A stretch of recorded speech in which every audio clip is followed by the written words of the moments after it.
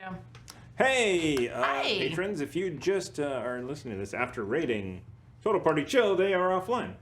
Thanks. You know, Thanks, Twitch. that's just how it goes, right?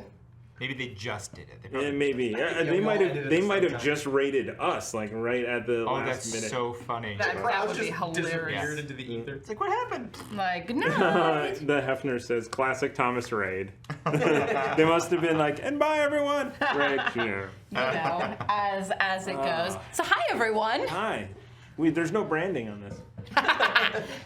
Wait, Hey, I never looked at this. It's Is a secret video. Is it video or it's video? It's video. video. Yeah. Okay, sweet. It's an unlisted video on YouTube, and we have a playlist that is also unlisted, but the patrons have access to. And then every 6 months or so we release it to everyone else so that Yeah. they can see what's going on and what they're missing when they're not patrons. Yeah. So also don't say anything you don't want the world to know about. Fair. Yeah. There's that. Well. Hi Bo, welcome I back. support Ukraine. I said it. I said it. Slava Ukraine. Much better. So wow, that was a great show. That was awesome. phenomenal. I did not expect that many secrets to come out tonight. Lux, what's your secret? I love you get Haldor nothing. so much. Let's go to a brothel. Legitimately the catalyst for like everything, Sure. every major plot point of this. No Filter Haldor. I love it. I think that this group, I mean, miss Warren a lot. I really wish Seriously. that he was here for this because he brings so much, and it was a lot of great information. God, we're gonna just have all these conversations again, aren't we? We're gonna have to tell. No, we're going to make Warren actually watch the damn thing so that we don't have to have this we conversation shouldn't again. put him through that. Yes, we should. Yes, we should. This is your punishment for leaving. And spit across the table. Lux revealed. That was great. Yeah. I wasn't, and that's the thing, because when you guys were all talking about your stuff, I was like, Lux isn't going to talk about this until it like was like Boom. that moment. So thank you, Thomas. That was Confronted. great. He's like, do you want me to tell everyone? Like, not really, no. But then I mean, it's just role playing. Like in that Yeah. moment, like if Lux Somebody was reads that going about- to sneak back in here and look at that. Well, I'm Yeah. sure. If you didn't. Yeah, I'm sure. But like, what's freaking me out is like, how did he know that? There's Sure. no possible way he could know that. But then I remember now when Barnabas was like looking for him, he's like, "Oh, you look different," or he said something like, Barnaby. "I know, Yeah. I know." So Barnaby, again, knew your cover story, so was definitely Right. Which was so that's. But then I'm like, how could he know? There's no way he could have freaking known. No, there's no way. So it's Well, I mean, same with Izza being a divine soul sorcerer. He should not have been able to know that. She does, like, the only way to really tell the difference between a sorcerer and a divine soul sorcerer is one has healing. yeah. And she's not good at it. She doesn't do it. So how did he know? and he wasn't sure. But the fact that there was even a question meant that he saw something, or heard something, or Yeah. And that was so fun. I didn't think, and I love your guys' role playing too, because I'm like, oh no, he's like, Lux is revealing himself now, so he can show his true color. They're like, what is in that book? I was like, oh my god, this was the stupidest thing to do. Be like, what's in that book? Oh my God, that book is possessing Exactly. you. It looks like he's igniting on fire or something. He read the book and this happens. Like, what's no, this is not Call of Cthulhu. So it was so good on your guys' part. I was just like, no, they'll know what this is. Oh no, they won't. It was so funny. Like So funny. the one time I'm sincere, it's right before like this. Good no God. judge. It's perfectly fine. Oh my god! Oh god! What's happening? Oh, it's fantastic. It was so good. But thank you for that Haldor moment too, because like I legit like when developing this character, I'm like, I'll be a bard, which is kind of flashy and fun, but like I really wanted to give him queer undertones, like make him queer coded. Like, obviously like he backstory wise, you guys all learn this later, but like he doesn't even know who his real parents are, because like in the town that he did come from, which we might get to in the next episode. Is abandoned because like the parents are like, oh, what's this gross ass changeling thing.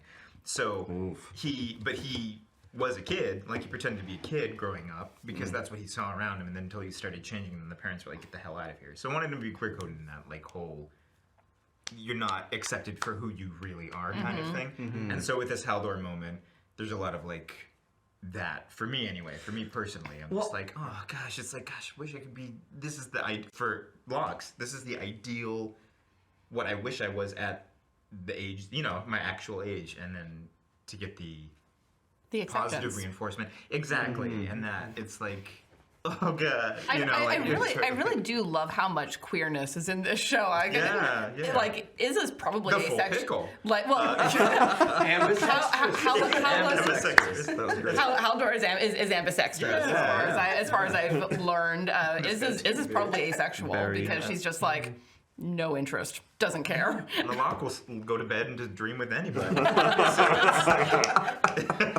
Yeah, we've got a lot of queerness going on here, and I love it. Who knows? I will say, one thing that really stuck with Haldor, because he's a very straightforward guy. Yeah.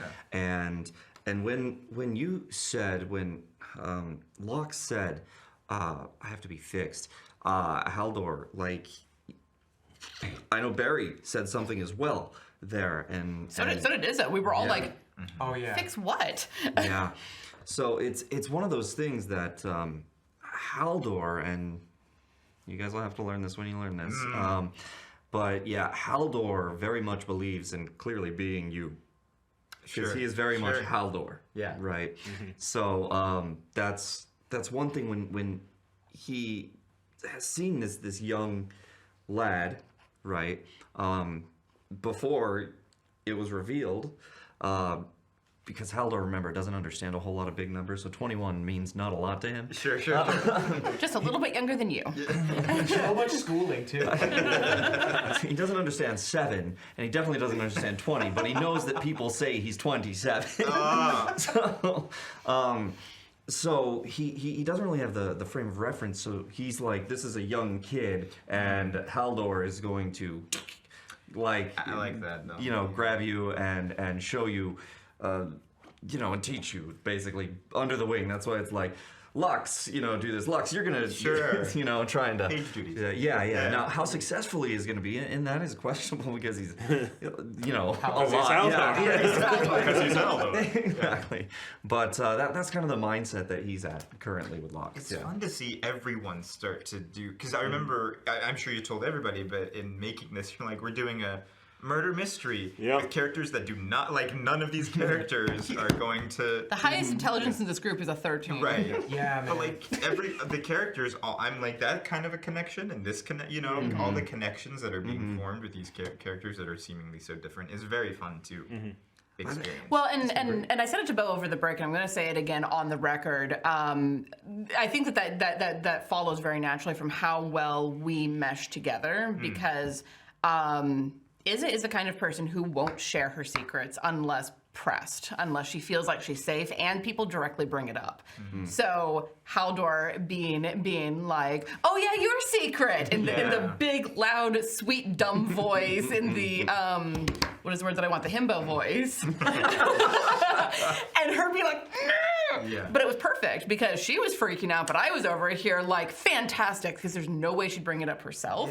So Thomas, of course, as the GM, tosses us all of these hooks for different things, but it's great to see how everyone else is tossing each other hooks to be like, here's your space.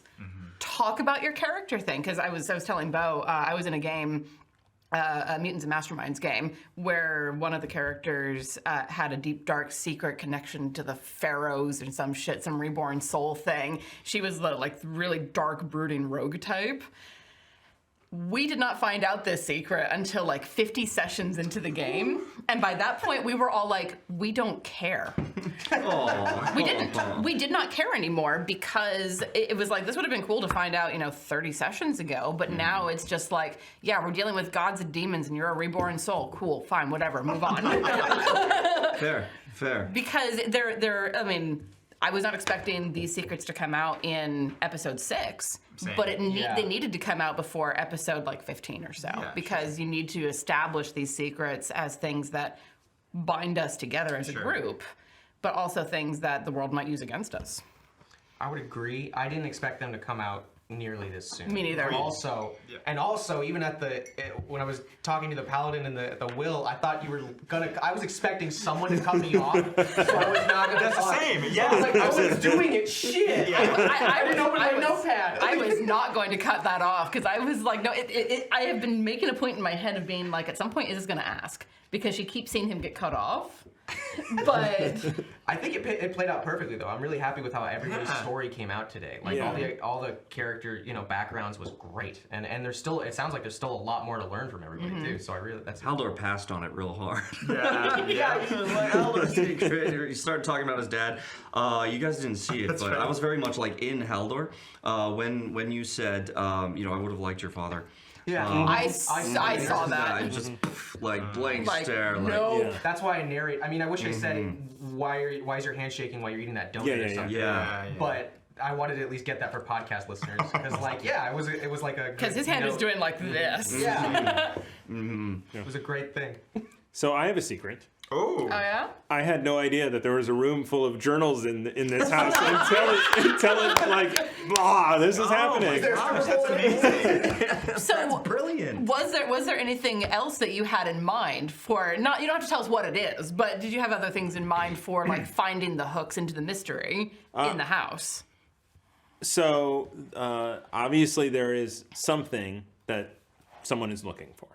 I know what that something is, and I know where it is. Okay. But Haldor found you also rolled shit on your investigation. I rolled shockingly well. The fact that I got a dirty 20 out of that, I am very pleased. Which reminds me, so we spent the entire day looking and we found this room. Was there anything else? Like, were there any other secret we weren't rooms or looking, anything we like were that? cleaning. Or cleaning? Yeah, Okay. I mean, you were cleaning. So, I mean, there was definitely like papers to go through. Yeah. But you put the papers kind of where you think that they should go, and you'll get back to, Sorry. No, it's cool. I like it. you'll get back to looking through all of that stuff, and you'll probably find a lot, more now. I mean, essentially, the failed roll was not that you won't find stuff, just that it took all day. Sure, it's the idea that Ezra uses in Call of Cthulhu, where it's the lock picking thing. It's like you're not going to not pick this lock. It's just how long is this going to take you? Right. So. I want to know what's under this. Me too. Seriously, what? Because I showed up a little bit before everyone else, and the door was locked, and I did the thump sound to make him come and open the door, and he ran out here, grabbed the cloth, ran back into the studio, and covered it up right before letting me in. It Wow. was pretty cool. That's awesome. So I have no idea what's under there. Looking forward to it. Yeah. Maybe next week. Yeah. I'm going to say so that we remember. We are going to set a watch. Yeah, 100%. Yeah. Oh. Hell yeah. Because I agree. I loved the red stringing that Haldor just could not comprehend. Could not comprehend. so cute. I'm so confused. Honestly, that's part of why I've determined to never play characters that aren't charismatic and intelligent, because I have too much trouble not being charismatic and intelligent, which sounds like a brag, but also I try to talk and think things out. Yeah. I mean, not that I didn't believe you couldn't do this, but I couldn't. Just like you said, I couldn't as well. So I was like, I'm going to make you roll intelligence checks when you come up with a great idea. Yeah. Yeah.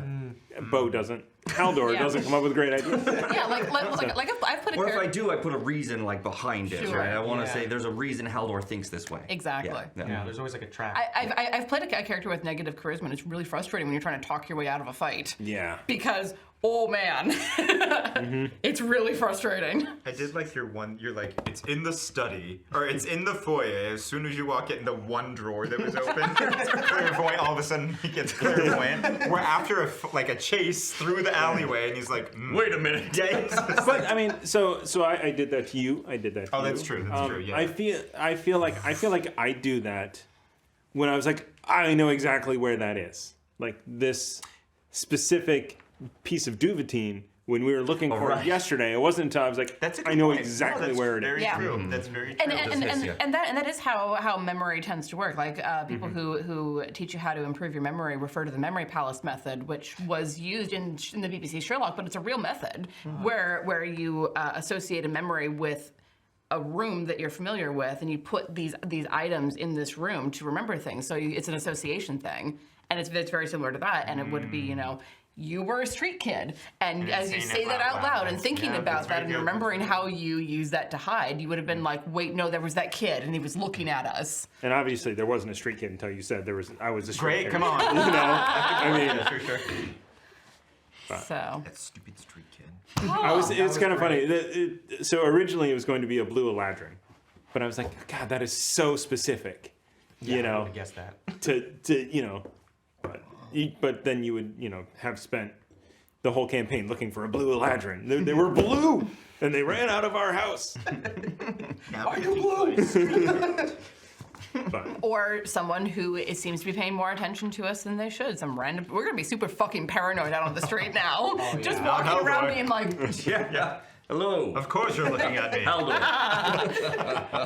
but Glow sometimes. Like a self-insulating thing. That was great. I love that you put That's so- immediately. It's going straight to It's his going head. straight to his head. You know?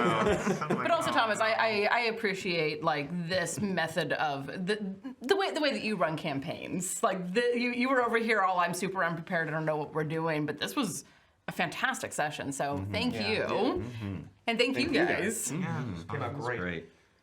all right, I want to go to But I bed. want to go home and go to bed. Last thing, just because anyone who's DM'd in the room, give me your answer. But if this Barry dies, I have my backup, and I'm gonna say who would give me a yes to this character, because I already said I would say it on the. Okay. I'll make it brief. Okay, so it's basically a guy from our world, New York. He's gonna have an accent, and he gets sent back into an alternate reality where he's in a D&D world. So he's like, I know what TV is, I know what phones are, and pop culture references, but for some reason I was cast into hell, and now I'm in this D&D world. So So he's from It's a hell. little He's left from field. huh? It's a little left field. I kind of love it though because Port Thoria is established to be on the gates, Yeah. and they go to all corners I of would reality. talk it through with you and see if we could make it make sense. That's rule number 1 for me. It's got to make sense. Well, So with your reality breaking thing, I feel like I there's squeaked potential through. there. Yeah, Okay. and I would definitely want to figure that out with you and be like, what are strengths and limitations that you have from being a person from the modern world? Like, do you know how to start a fire without matches? Yeah, no, I mean, because the in that one, the portal. Yeah. The so Terran that's right. reality. It's a terror in reality. The infiltrating shadow is not from this world. So yeah, we're from Resmoring. He's from New York. The infiltrating New Yorker. No, But, he's I from mean- New Jersey. So I mean, short answer, potentially. Let's talk about it. Hell yeah. Everybody mentally prepare for that, if it ever happens. Okay. That's a note. Don't kill Barry. All right.